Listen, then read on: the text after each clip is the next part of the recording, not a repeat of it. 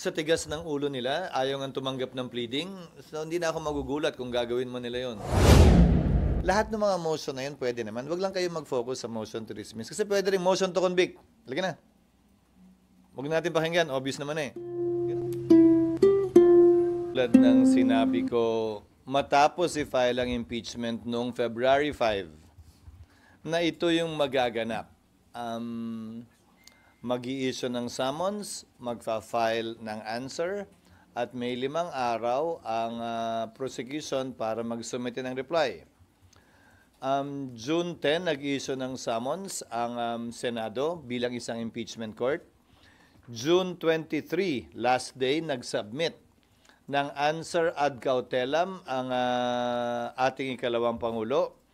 At mula June 23, 24, 25, 26, 27, 28, Sabado yon. So meron hanggang Lunes ng tanghali ang Kamara para magsumite ng kanilang reply kung nanaisin nila. Magsumite ng reply, hindi mandatory, doon sa answer ad cautelam ni VP Sara Duterte. Ang bakit noon of June 30, dahil hanggang doon na lamang yung kapangyarihan at authority ng Kamara at ng mga prosecutors nila na magsilbi bilang prosecutor dito sa impeachment trial. Sir, sabi ni BP Sara, hindi siya pwede i-compel na sumagot dun sa mga allegations o kaso nakapaloob sa articles of impeachment, considering na yung Senate Impeachment Court ibinalik sa Kamara yung articles of Yun impeachment. yung nakalagay sa answer niya at hindi para sa akin na komentaryohan yun dahil korte, impeachment court na, ang dapat tumugon doon kung sakasakali. Hindi para sa akin na husgahan yon o bigyan ng kulay yon. Tinatanggap namin yung kanyang sagot at yung posisyon niya. At dahil doon, meron siyang motion to dismiss na noong una, parang binatikuso ng tagapagsalita ng Kamara ang Senate Impeachment Court spokesperson dahil parang telegraphing or coaching the VP dahil nabanggit niya na yun ang pwedeng ang i-file ng Vice Presidente. Ulitin ko, hindi para sa akin na komentaryohan ang sagot ng Vice President. Tatanggapin namin yun bilang sagot niya doon sa summons na inisyo ng impeachment court. At hindi para sa aming komentaryohan yun na tama yun o mali yun. Sir, yung sagot na yung reply na ibibigay ng Kamara sa sagot ni VP ay... Kung gusto nila. Pwedeng hindi? Pati naman yung answer, pwedeng hindi eh. What happens if hindi magbigay? Sa court na lang po sila What magpapaliwanag? happens kung hindi magbigay ng reply? Opo. Wala silang sagot doon sa sinabi ni VP Sara. Pero pwede pa rin po silang magpaliwanag pagdating ng impeachment trial. Hindi na wala yung right nila magpaliwanag or banggain yung sinabi ni VP. Tiyak ko pag-uusapan yon. Kung pag-uusapan yung motion na yon na nakapaloob sa sagot ni VP Sara, then bibigyan ng magkabilang panig ng pagkakataong ilahad yung kanilang argumento. Pero on a normal court, SP, pwedeng kunyari hindi magbigay ng answer pero sa mismong trial na sila magsalita. Pwede, hindi siya deemed or considered waived unless under exceptional circumstances, hindi siya papayagan ng korte for being dilatory. Pero sa palagay ko, walang ganun dito. Isa pa, SP. SP yung ginagawa ngayon ng prosecution na halos maya't maya nagpe-press con sila. Ngayon pa lang sinasagot na nila yung sagot ni VP, katulad kahapon sa kay Attorney Bukoy. Is that normal? Is that okay? Hindi po ba sila patatahimikin ng impeachment court? Sa ngayon, hindi pa siguro dahil hindi pa naman nagsisimula ang trial. Pag nagsimula na kasi ang trial, dapat lahat ng gusto nilang sabihin doon na mismo sa trial. Pero sa panahong ito, walang prohibition. Katulad ng mga tanong nyo sa akin itong nagdaang araw, pwede ba niyong i-publish yung answer na binigay sa inyo ng Kamara base sa receiving copy nila? Walang prohibition na gawin yon. Pero pag may trial na? Ibang usapin kapag may trial na dahil pwedeng magbigay ng kautusan ng impeachment court na limitahan o pagbawalan ang mga parties sa kaso na magsalita. Pero desisyon ng impeachment court yan. Sir, ngayong araw daw, isasubmit na yung certification ng Kamara na dumaan sa tamang proseso yung articles of impeachment. So kapag na-submit yun, babawiin na ba yung decision ng Senate Impeachment Court na i-refer back yung articles of impeachment? Hindi, dahil dalawa yung kautosang binitiwan ng Senado, kung maalala mo. Pero yung second yata, mahirap nilang i-comply hanggat hindi pa nagko-convene ng 20th. Kaya nga hindi pa kompleto yung compliance nila.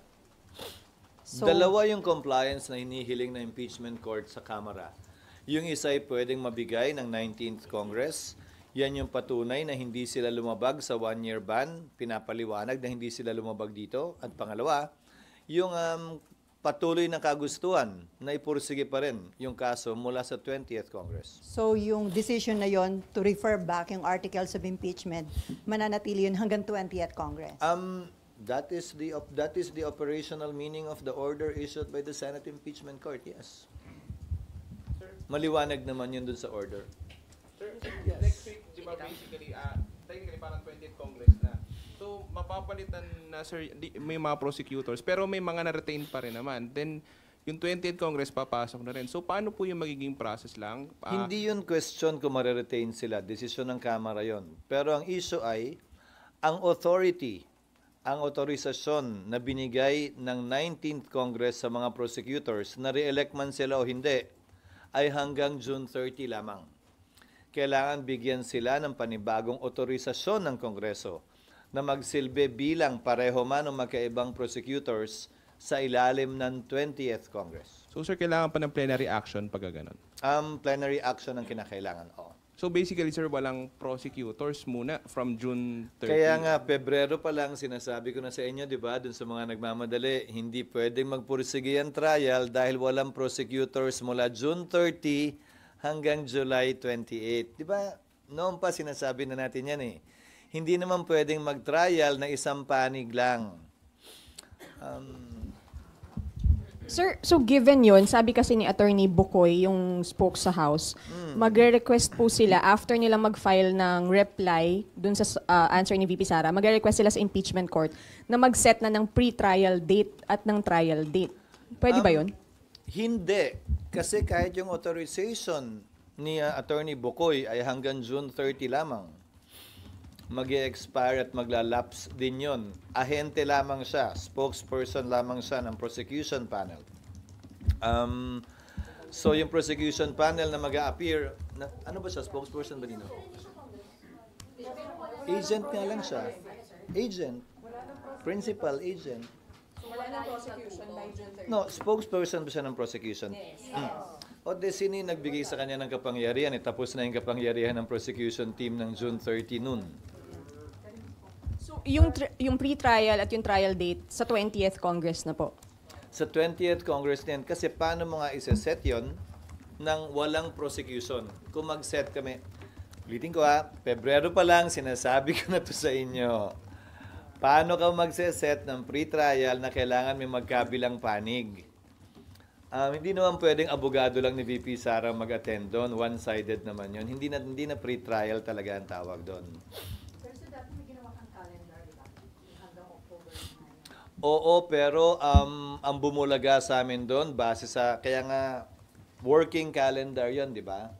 Ang bumulaga sa amin doon, yung authority nga, kasi iba kami, iba ang Senado eh. Ako hanggang 2028 pa. Pero yung prosecutors, yung congressmen, hanggang June 30 lamang.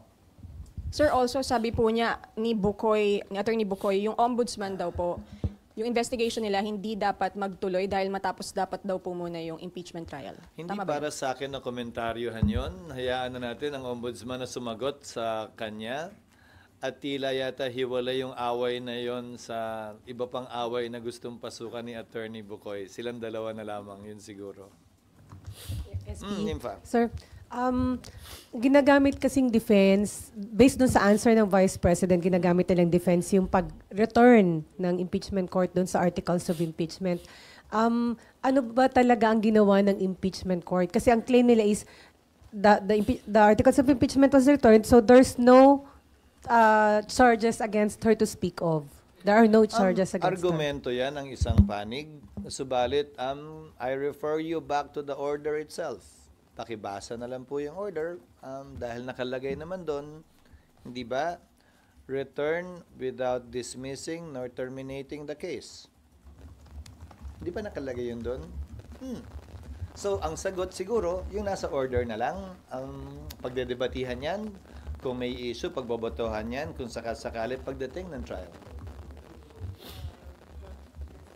But I cannot, even if I am the Senate President, bilang tagapangulo ng Senado, hindi ko pwedeng dagdagan o bawasan pa yung pinagbotohang order ng Senado.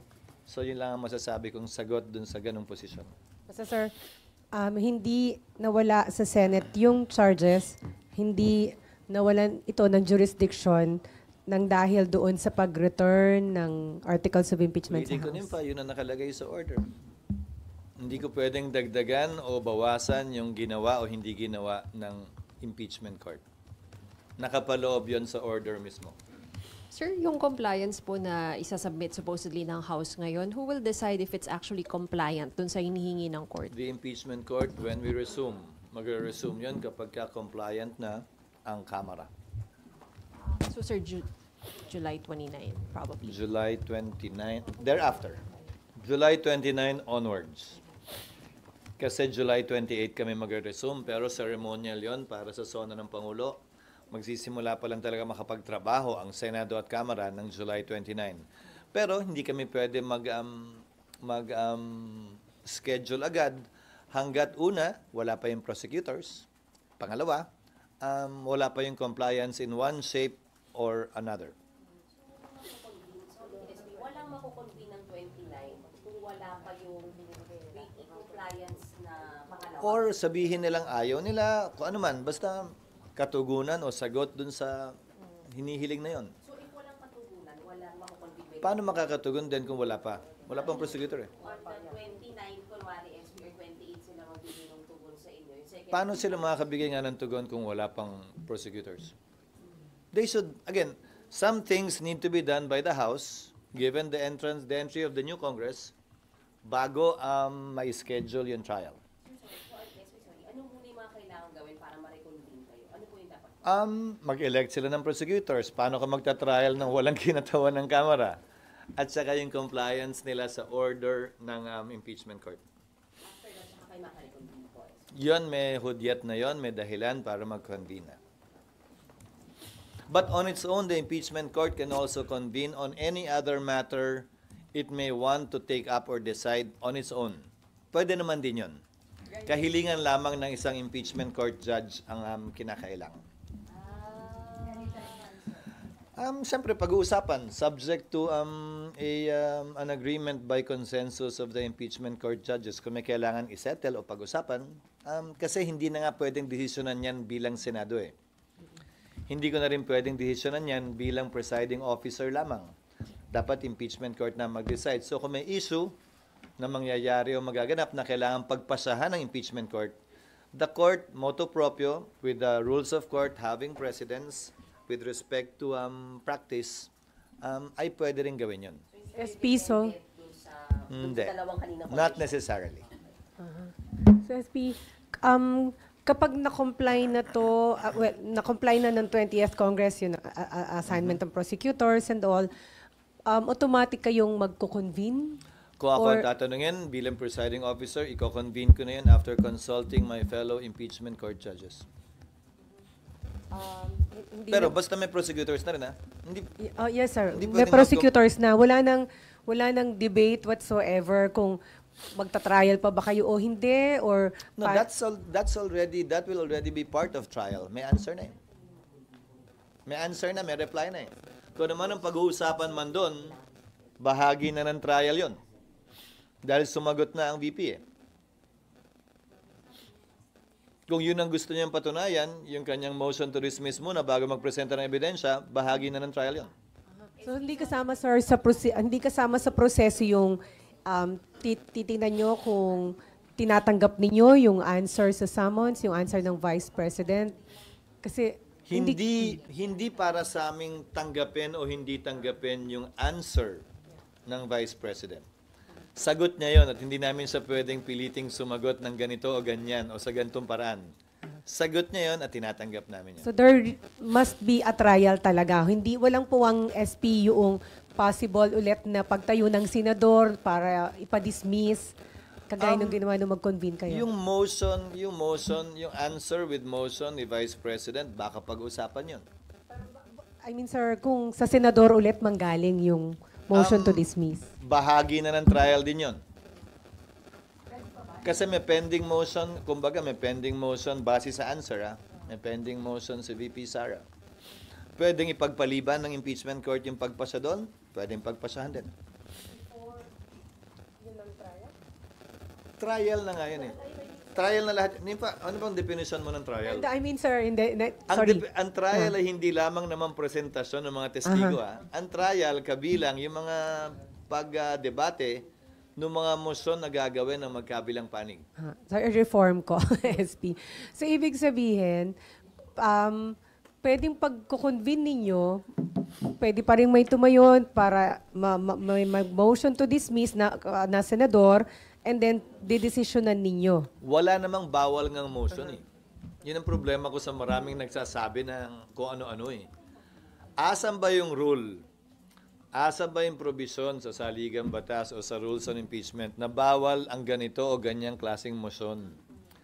Hindi mo naman pwedeng pigilan eh. At dahil collegial body ang Senado bilang impeachment court, kapag may nag-motion at may nag-object, hindi ba, sa tagal nyo sa Senado, ano bang gagawin? E de, pagbobotohan.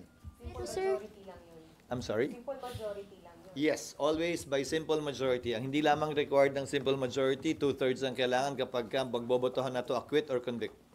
but SP, yun pong answer po ni VP, pati po yung magiging answer ng PROSEC. Reply ng PROSEC. Yung reply ng PROSEC, mare-resolve or matatakel po ba siya ng impeachment court kapag ka-trial lang? Or paano po ba yung proseso? Hindi ko maintindihan yung tanong. Matatakel po yun during trial only. Pag nag-resume na yung court, that will not be tackled by the Senate sitting as a Senate. So nawala. It can only be tackled by the impeachment court. Ibig pong sabihin, kailangan ma-open po muna yung trial, yung paglilitis mismo, bago po yun. Bukas na siya. Constituted and convened na ang impeachment court.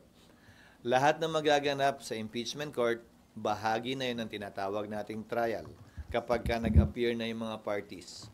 So kung ang pinagdidebatihan man nila ay yung reply, yung answer, o kung ano man, bahagi na ng paglilitis yun. SP isa lang. Nandun pa rin kami dun sa pag-reconvene. Kung wala pang PROSEC sa 29, pero may kailangan kayong pag-usapan, pwede kayo mag-convene. Pwede. Motu proprio. On our own. Yes, Milo.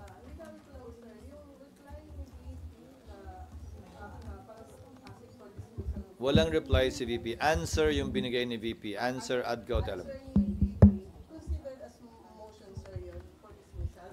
Hindi ko pa nababasa actually. Kayo lang yung nagtanong kanina eh. Na, hindi ko pa nababasa yung answer dahil nung isang araw pa lamang yon. Kabibigay lang sa akin kanina mahigit 200 pages kasi kasama yung annex eh. Babasahin ko pa lang mamaya. I'm sorry? Kaya hindi ko pa nababasa. Kung meron man, the impeachment court will decide on that when we convene. Again, whether to decide on it or to set it aside for a later date. Pero automatic siya, sir, na you have to discuss it since may ganong request for dismissal. O kailangan may mag-motion. Someone has to bring it up.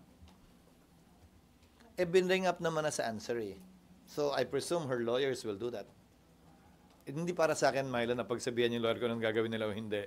O kung kailan nila gagawin. Nasa kanila yun. Now that the parties are there, now that the impeachment court has acquired jurisdiction over the person of the Vice President, the parties are now there to make their corresponding and respective motions based on the interest of their client or position. Yes. Sir, clarification lang po. Yung answer ad cautelam ni VP asserts that the fourth impeachment complaint should be dismissed. Paano ipaprocess po yun ng impeachment court? So pwedeng pagbotohan na kung dapat bang i-dismiss based on the answer ad cautelam? Posible yon, pero ayokong pangunahan ang impeachment court. Iyan din yung parehong ni-raise ng Vice President sa Korte Suprema. Sa pagkakaunawa ko. Base again sa newspaper reports at hindi pa base sa answer mismo. Hindi ko pa kasi nababasa eh. I think it's the same issue raised in the Supreme Court. based on the one-year bar rule. So posible po, so kung pagbobotohan po, SP, simple majority lang. It can be dismissed by a simple Ulitin ko, majority. simple majority ang kinakailangan sa lahat ng botohan, 2/3 ang kailangan to convict or acquit. But it begs the question, kung may simple majority ka to dismiss, for example, then imposible ka na maka 2/3. Hindi ba? Correct. It's simple math. Hindi, kung manalo nga yung anumang motion is by simple majority. Kung pagbobotohan man yun, edi clearly, walang 2/3 if ever. Di ba? Math would dictate that outcome.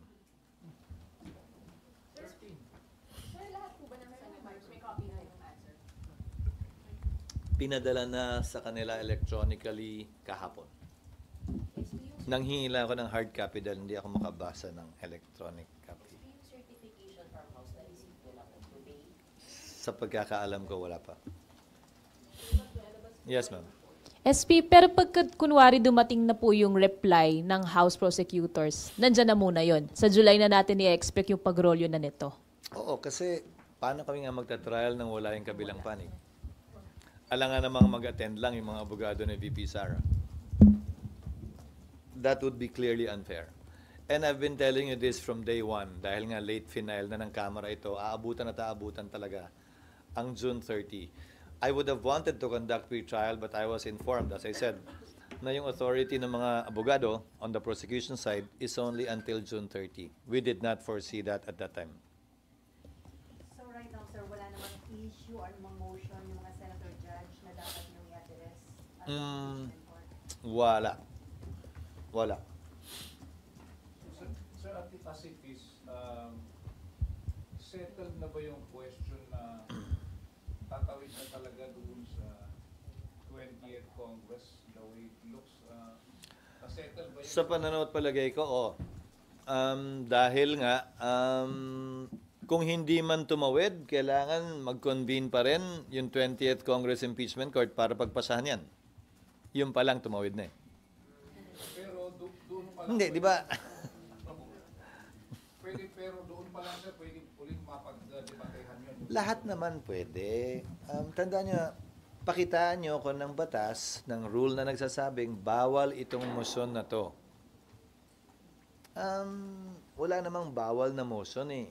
Wala namang bawal na kahilingan eh. Wala namang bawal pag-usapan eh.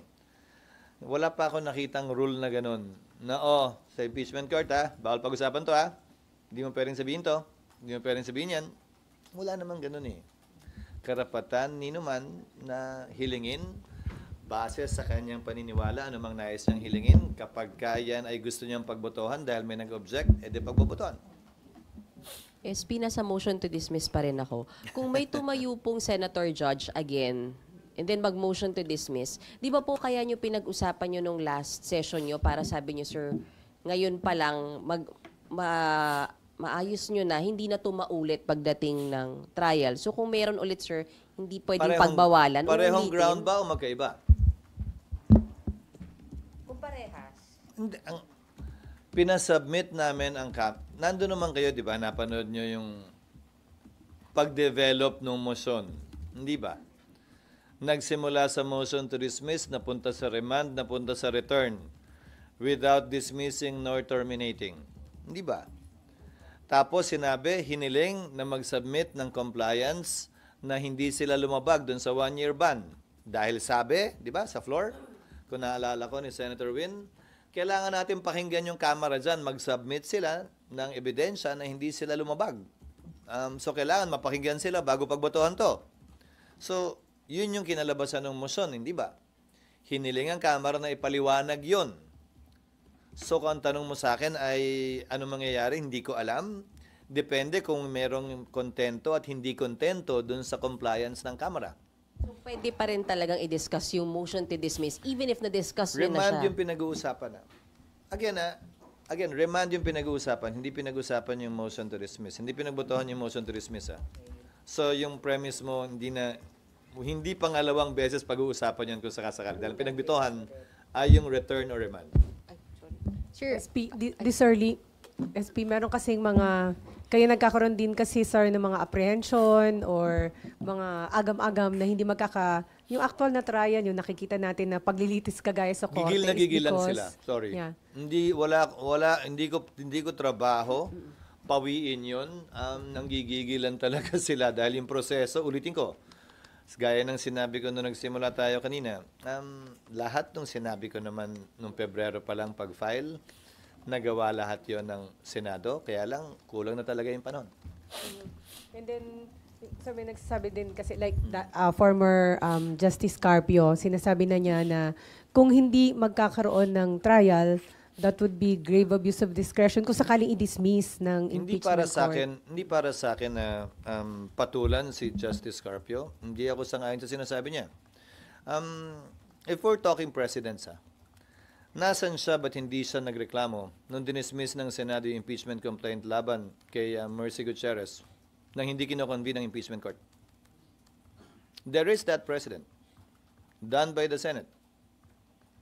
Hindi ko sinasabing tama yon. Pero ginawa na yun ng Senado noon. Nasaan siya nung nagreklamo? Ba't hindi siya nagreklamo noon? Tulad ng kasing sigasig ng pagrereklamo niya ngayon. Ano? Baka sitting justice or judge pa siya at that time. Hindi lang siya, pati yung iba siguro. O bakit tila hindi nila maalala yun, papuntong yun? Dinismiss din ng impeachment court yung kaso nung nag-walk out yung prosecutors kay ERAP at ayaw nang bumalik. So kung halimbawa So nangyari yun noon, pero nagkaroon ng paglilitis, yung isa hindi nagkaroon ng paglilitis, di ba? Nung panahon ni Chief Justice Corona, may motion to dismiss na final. Yung depensa nung panahon yun. So that's part of the process. All of these are part of the process.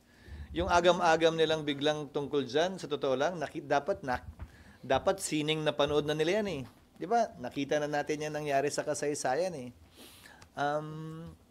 At walang dahilan, para sa akin na magbigay sila ng duda, maliban na lamang kung init sila, na magkaroon na agad ng trial sa lalong madaling panahon base sa kagustuhan nila. So, SP, ibig sabihin, may power, may poder talagang impeachment court na mag-decide sa dismissal. And kung sakaling ganun, hindi yon maituturing na grave abuse of discretion for having that, dahil meron kayo ng ganung power? Hindi siya bilang retired justice ng Korte Suprema ang pwede magsabi nun. Ulitin ko ulit. Lahat ng ito, ang may kapangyarihan lamang magpasya kung may nilalabag na batas sa wala ay Korte Suprema.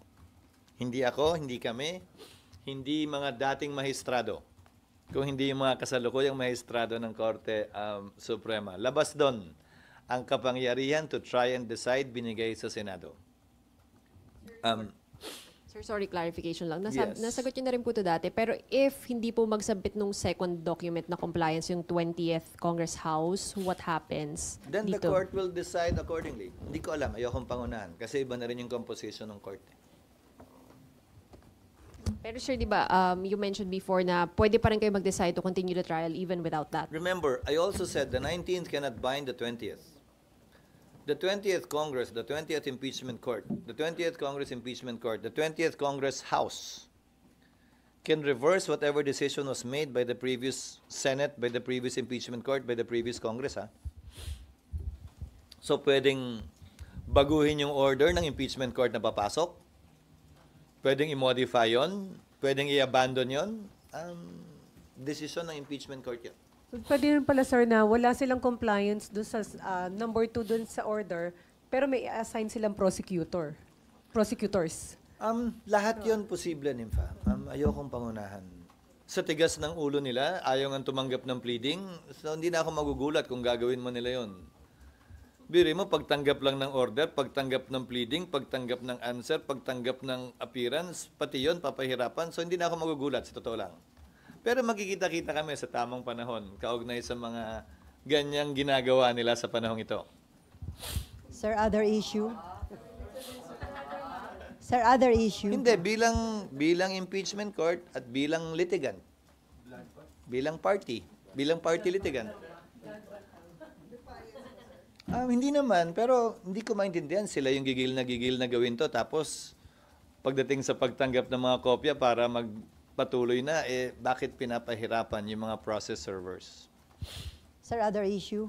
Nag-meeting kayo kahapon ni na Senate President Pro Tempore Jinggoy Estrada and incoming Senator Marcoleta about Senate leadership po bang pinag-usapan? Hindi kami nag-meeting, kumain kami, magkaiba yun.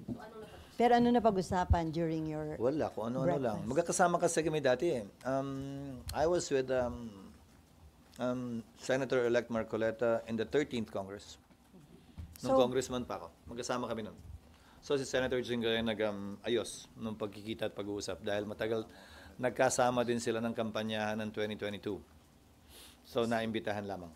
So wala pang ongoing efforts para ma-retain kayo as Senate President? Sa Walang 20 ongoing efforts para ma-retain as Senate President. Anong ibig sabihin ng ongoing? Kaibigan ko naman kasi lahat, Sally. Hindi naman porket magkikita kami, yan lang ang pag-uusapan namin.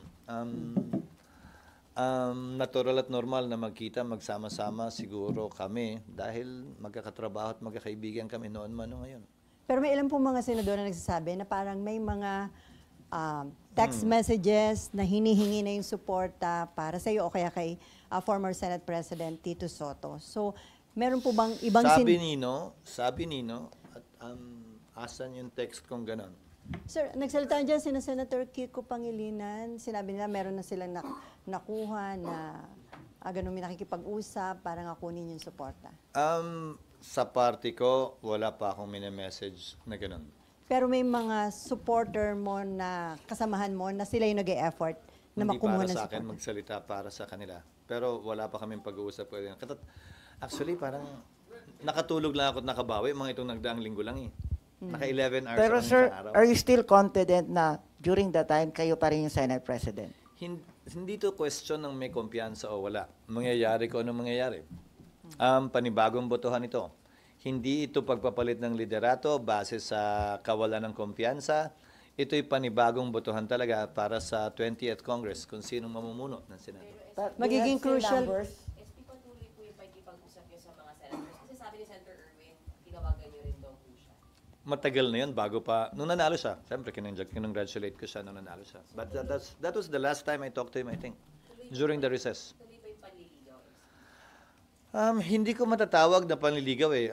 Pakikitungo.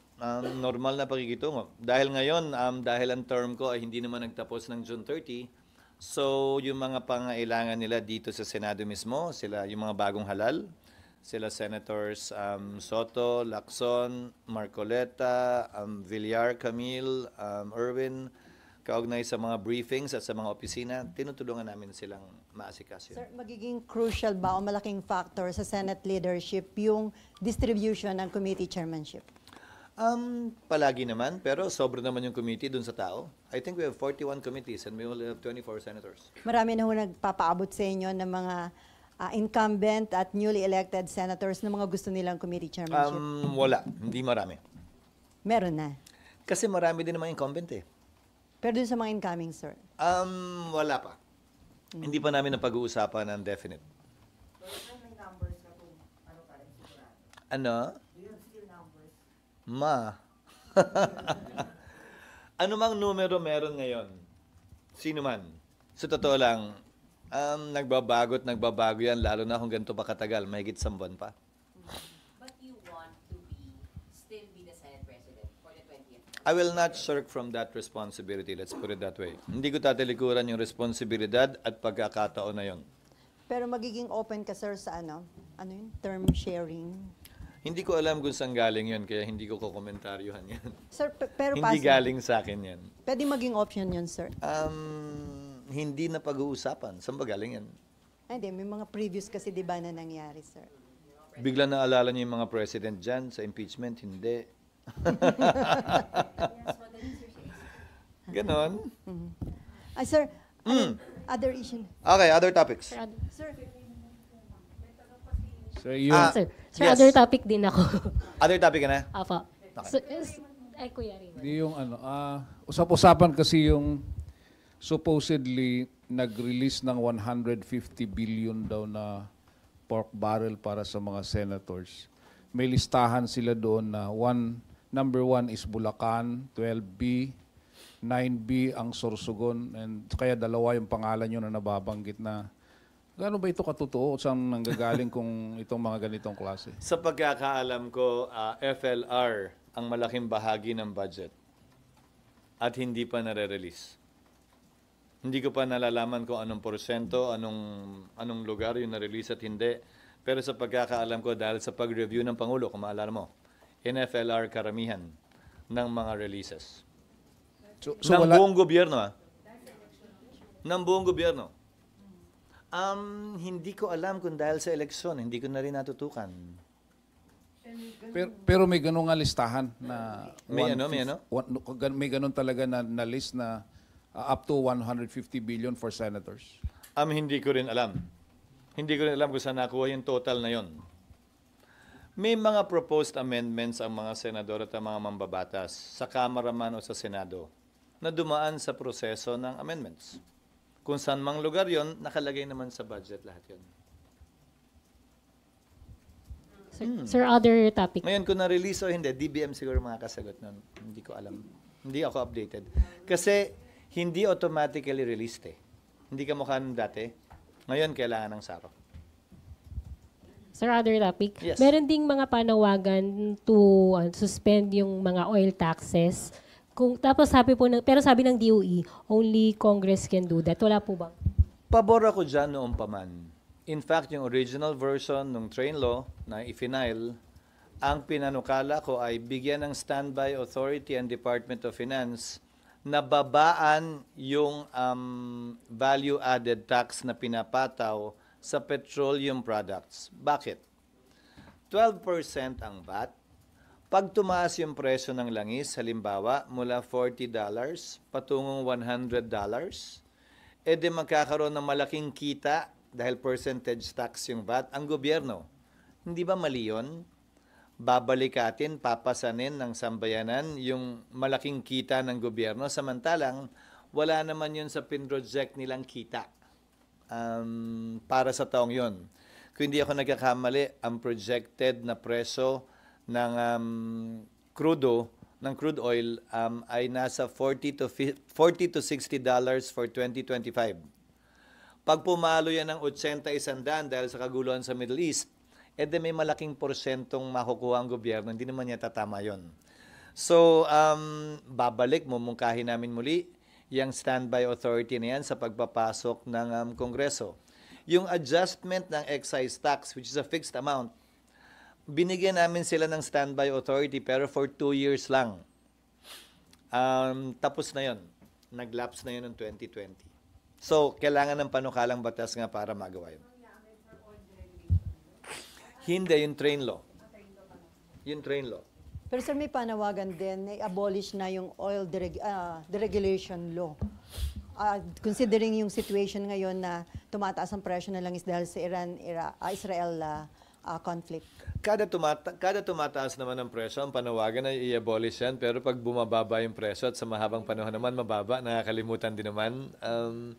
So siguro ang kailangan natin gawin ay maglagay ng mga mekanismo, makinarya tulad ng standby authority na binanggit ko, na makaka-adjust tayo kapag may mga panahon tulad nito na tumataas yung presyo ng langis. Sir, patanong lang po ito ng COMELEC reporter namin. Hingi lang po na reaction dun sa BARM Parliament Government Courtesy Resignation dun sa mga ministers and agency heads. Tsaka tingin niyo po ba makaka-apekto raw ito dun sa upcoming parliamentary elections sa October? Hindi pa naman. Malayo pa naman yung Oktubre. Tingin ko ginawa ito base sa nabasa ko dahil sa mga reklamo at hindi kontento si Sammy, yung kasalukuyang Chief Minister, sa performance ng kanyang mga gabinete. Kung maalala mo, nagpalit ng Chief Minister pero hindi naman pinalitan yung mga gabinete niya. So marahil oportunidad to para talagang mapatakbo niya ayon sa ninanais niya yung BARM. Sir, sa June 30, pwede na mag-file ng mga pet bills and resolution yung mga senators. Paano po yung magiging sistema? Di ba dati nag-uunahan para yung kanilang bilang number 1 sa listahan? Ginawa namin drawing of lots. Drawing of lots ang ginawa namin. Pagbabalik yan sa nagdaang practice ng Senado na para patas, parehas. Kasi ang inabutan ko, may unang may priority ang Senate President, tapos yung senior. Ang problema mo, primus inter pares, o pareho lang naman ako dun sa iba. So para sa akin, drawing of lots na lang, hindi ako dapat mabigyan ng prioridad. Pangalawa, pagdating naman dun sa mga senior, sa dami ng beses bumabalik yung mga dating naging senador, kailan pa magiging senior yung mga bago. So, sinubukan naming pantayin yung pagkakataon na makapag-file ng bill. So, first 10, raffle. Second 10, raffle. Tapos yung subsequent ones, first come, first serve na. So hindi na mangyayari yung nagpupuyat sila sir dito para mauna. Hindi na. Yung unahan lang. Lamangan, unahan, hindi na. Ulitin ko, dati kasi nga, Senate President, ang rule na inabutan ko last Congress, Senate President ang may first crack to submit 10 or 20 bills, followed by yung pinaka-senior na kinocompute base sa bilang ng term na napagsilbihan na. Mula't mula. So, ang mangyayari nga nun, yung mga bago, kahit na re-elect, parang hindi na sila, never sila makakaabot doon. Hindi ba? On your part, sir, ano yung mga bill na una nyo ipa-file? Fina-finalize pa lamang namin, pero dahil dito sa nangyayaring kaguluhan sa Middle East, isa na sa ipa-file namin tiyak yung standby authority na nais naming ibigay sa DOF o sa presidente man na babaan yung value-added tax o i-fix yung excise tax. Ang pagdedebatihan na lamang ay yung threshold amount. Anong magti-trigger ng kapangyarihang yon ng presidente? $80 per barrel ba? O ilang porsyento mula dun sa projected range ng presyo ng crude oil ang dapat natin pagbasihan? At ang pagbabasihan ba natin ay Dubai crude pa rin? O ang pagbabasihan natin ay yung MOPS of Singapore o yung Means of Platts of Singapore? Para sa akin, mas accurate yung MOPS. Pero sir, matagal pa yung proseso na yan kasi i-amend nyo pa yung batas. Hindi ba pwede yung executive branch i-suspend temporarily habang ganyan na situation? Hindi walang ganong kapangyarihan ng presidente na suspendihin ang mga batas na ayaw niyang ipatupad. Walang kapangyarihan ng Pangulo magsuspende ng buwis. Ang pwede sigurong gawin o mangyari para sa akin ay pag-aralan habang recess ang Kongreso. Kung may mga tariff o duties pa na binabayaran, pwedeng tanggalin muna yon para hindi gaanong tumaas ang presyo sa panahong ito. Habang recess kasi ang Kongreso, may kapangyarihan ng Presidente, i-adjust ang tariff rates. Kung meron pa, hindi ko kasi kabisado kung meron pa, kung may mga duties pa ang produktong petrolyo. Considering yung situation, ipa-prioritize nyo po yan, yung bill na yon, yung standby? Imumungkahin namin sa LEDAC na ma-prioritize pero hindi para sa aking i-prioritize yon. Pag-uusapan sa LEDAC yan sa pagitan ng Kamara at ng Senado at ng Executive Branch. SP, tama ba? Yung ang Senate President, House Speaker, copy furnished kayo ng reports tungkol sa confidential funds? And Pursuant intelligence sa funds? JMC, Joint Memorandum Circular, oo. So, meron din kayo nung confidential funds, yung report ng OVP and DepEd? Nung nauso yan, nung napag-usapan yan, tiningnan ko, parang iba yung hawak ng House sa sinusumite. Hindi ganun kadetalyado. Sa pagkakaalam ko, yung mga binabasa ng Kamara ay galing na sa COA. Hindi galing dun sa submission na naunang binigay na sa kanila at sa amin. So, wala kayo nung report ng confidential? Yung mga pangalang binabanggit na naririnig natin sa media, wala akong maalalang napansing ganun nung tiningnan ko. Pero pinapasa-pasa yan, nakalagay lang naman sa kahon doon pag sinusumite. Ang ayon sa Joint Memorandum Circular lang ay hindi pwedeng kunan ng picture, litratuhan o ilabas sa kwarto ni naman. Pero pwedeng ipakita sa sino mang miyembro ng Senado. Pero kung halimbawang kailanganin, kung meron doon at kailanganin sa impeachment trial, pwede niyong gamitin yun? Kung meron naman din ng Kamara, prosecutor sila, bakit hindi sila? Okay, doon nalang gamitin. Di ba? Kasi dapat pareho naman yung matanggap yung report. In theory, ng Speaker. dapat pareho naman yun. Pero submission lang ang binibigay sa amin ayon sa GAA. And from this SP, dapat ba magkaroon ng reform or changes sa reporting ng confidential and intelligence funds? That is a subject matter of the Joint Memorandum Circular and the special provisions of the General Appropriations Act. Kung may mga panukalang pagbabago, yung dalawa ang babaguhin. Yung JMC sa pagitan ng DBM at ng mga ahensyang merong confidential funds at intelligence funds. At pangalawa, yung special provisions na nakalagay sa GAA. Pwedeng dagdagan o bawasan yon sa kada taong pinapasa yung GAA. Nakikita ba kayong necessity to review and make some changes doon? Base dito sa investigasyong napapanood natin at ginagawa, sa palagay ko, pwede. Dapat suri na tingnan kung paano pa ito may improve to increase transparency and accountability. Sorry, ST, babalik lang po ako sa impeachment.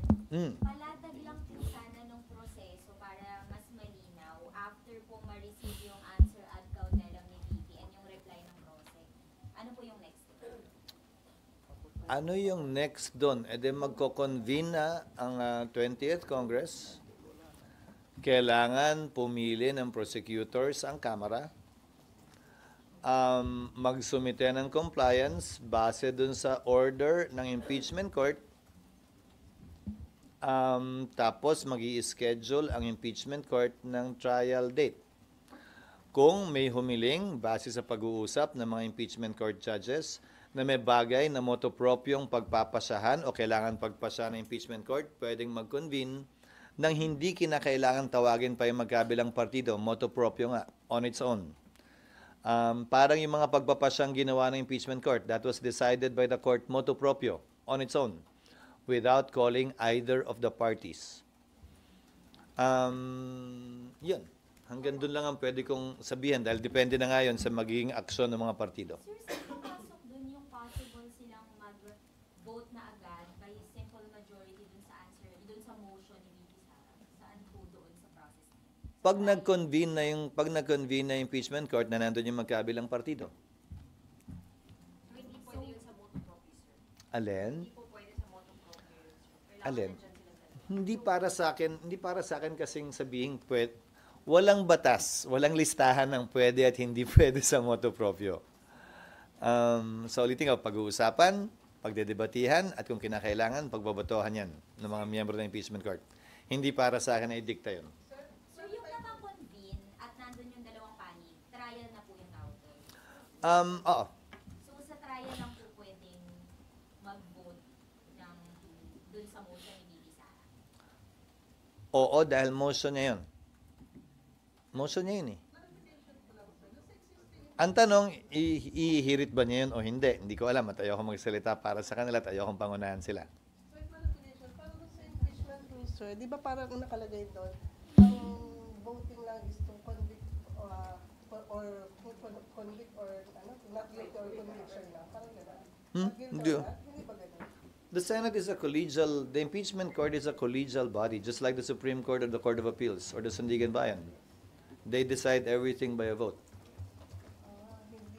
Di ba, Sandigan Bayan is divided into Sandigan Bayan, Court of Appeals, Court of Tax Appeals, and even the Supreme Court is divided into divisions. Tapos may en banc. Lahat yan pinagpapasyahan as a collegial body by a vote. So mananalo at matatalo ka sa kaso, mag-iiso, hindi maiiso ang ilang mga order, base sa botohan ng mga mahistrado.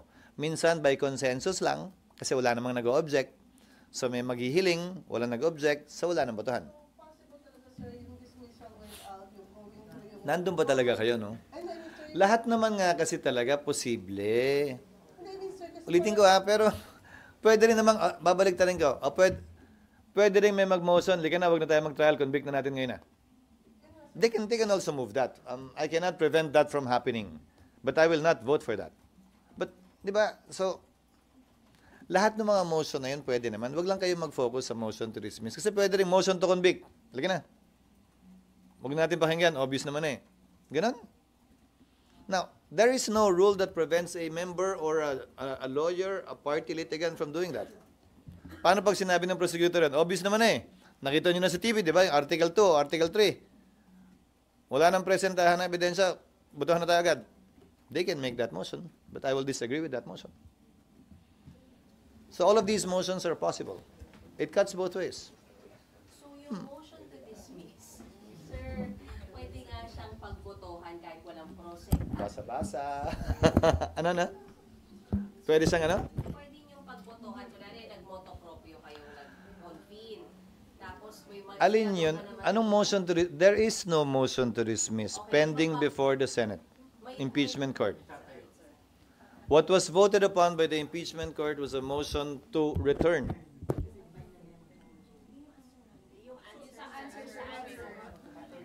The party has to bring it up.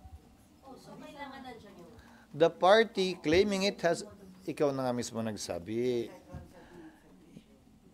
panay ang bato nyo kasi sa impeachment court nung dismissal, nasa sagot naman ni VP Sara yon. Ngayon, kung sasabihin yun ng abogado o hindi, nasa sa kanya yun. Wala naman para sa akin na sabihin, magbibigay ako ng hint, pag nag-trial, ganon, wala naman ganon. It's up to them. It's not up for me to decide on that, nor to cajole them into doing it or not doing it.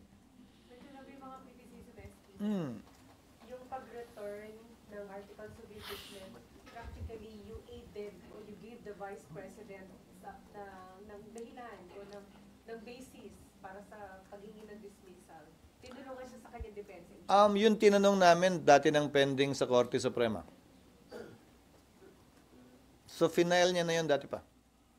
Yung motion ni Senator Bato na inamyendahan ni Senator Cayetano, yung isang yun, dati nang binring up na ikalawang Pangulo yun sa kanyang petition sa Korte Suprema. So, anong tip doon? Siya yung nag-isip nun at siya yung nag-bring up nun.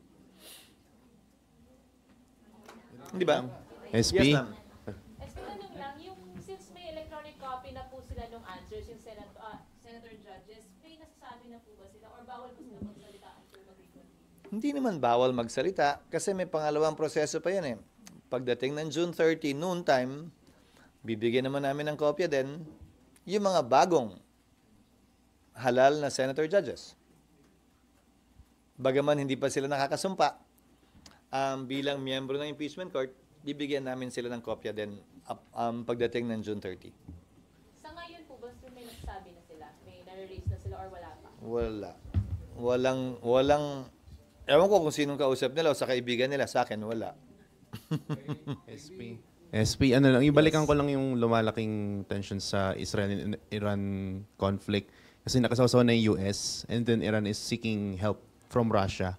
What's your call? Lalo na't baka mas lalong lumaki yung epekto nito sa ating Pilipinas. Walang kagustuhan nating lahat, manaig ang kapayapaan at tumigil na ang putukan at gera sa pagitan ng Israel at Iran. Pero mas higit na kagustuhan at panalangin dapat natin, huwag na lumagana pa ito. Dahil lahat ng nangyaring digmaang pandaigdig nagsimula sa labanan sa pagitan ng 2 o 3 bansa lamang. So sana, hindi na ito lumawig pa at sana magamit ang mekanismo ng United Nations para manumbalik ang pag-uusap sa pagitan ng magkabilang panig at magkaroon na ng tigil putukan sa pagitan ng Israel at ng Iran. Last na lang, SP. Yes. Last na lang, sorry. 1 month na lang, Sona, na what's your expectation and hopes na sana mabanggit ni Pangulo sa kanyang Sona po? Thank you. Pag sinabi ko kasi yan, edi sasabihin ko uli yan pagdating na.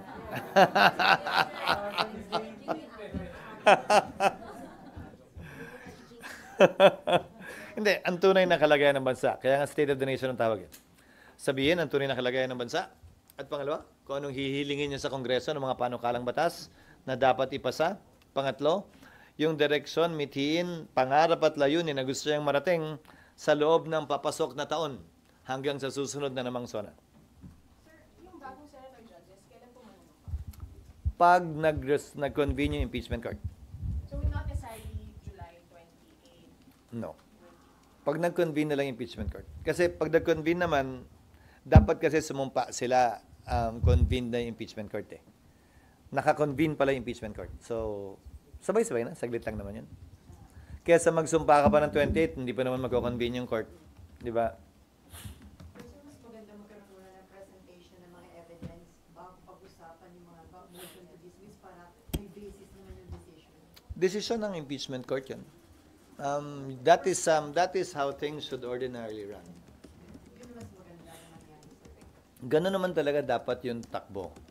Pero ulitin ko, wala naman pwedeng pumigil nga na maghain ng kung ano-anong motion na gusto nilang ihain na pagpapasa ng impeachment court as they come along. Pero ang Senator Judge, alam pa ba, nanumpa na sila, halimbawa isa mag-motion na to dismiss, o hindi na sila alam? Sa nakasulat nga, lahat nung nagsasabing ganun, saan ba nakasulat na bawal yon? Hindi, sa nakasulat na bawal yon. Saan yung batas? Hindi, iba yung opinion. Yung judge sitting only as a judge, tapos yung defendant. Sui generis nga ang impeachment court eh.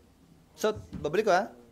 Lahat nung nagsasabing mali o bawal yung motion na ginawa ng isang senator judge, nasaan nakalagay? Na may mga motion na pwede, may motion na bawal. Nasaan yung listahan na yun? Sir, tama si JP. Hindi, nasaan yung listahan na yun? Wala akong pakituro naman. Baka naman para makita rin namin, mapag-aralan namin. Kasi wala akong alam na listahan ng pwede at hindi pwedeng gawin, pwede at hindi pwedeng sabihin ng isang impeachment court judge. Bigyan ko kayo ng halimbawa. Nung impeachment ni Chief Justice Corona, nag-issue ng TRO ang Korte Suprema para pigilan ang pagbubukas ng foreign currency deposit account ni dating Chief Justice Corona. Naalala niyo yun? Ikaw, Sally, dapat naalala mo yun. Ha? No, oo. Ang ginawa nun, hindi. Nag-caucus. Mas gusto niyo yun? Tapos, paglabas, in-announce ni presiding officer at that time, JPE, na the senator judges voting in person or virtually voted 13-10 to follow the decision of the Supreme Court. Bawal bang pagbotohan yon? Ang tanong susundin ba natin yung desisyon ng Korte Suprema o hindi? Ganun. But that was done. And majority decided na sumunod tayo. So, hindi binuksan. Okay? So, they decided that through a vote. In caucus pa nga eh. Hindi ba dapat in open plenary? Mas maganda, di ba? Para nakita. But still, whether in caucus or in open plenary, nobody questioned the vote. So, officially, since it was part of the record, voting 13-10 in caucus, yung SETA nag-abstain kasi kulang, o baka kulang yung senador nun. Nagpasa ang impeachment court na sundin ang Korte Suprema.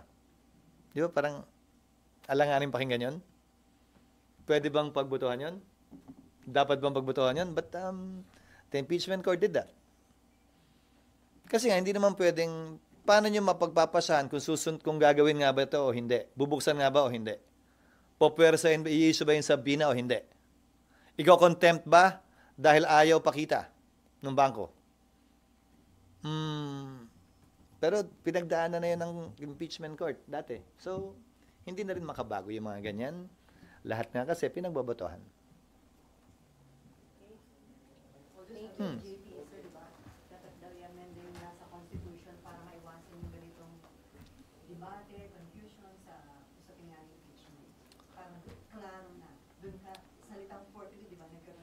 Well, true.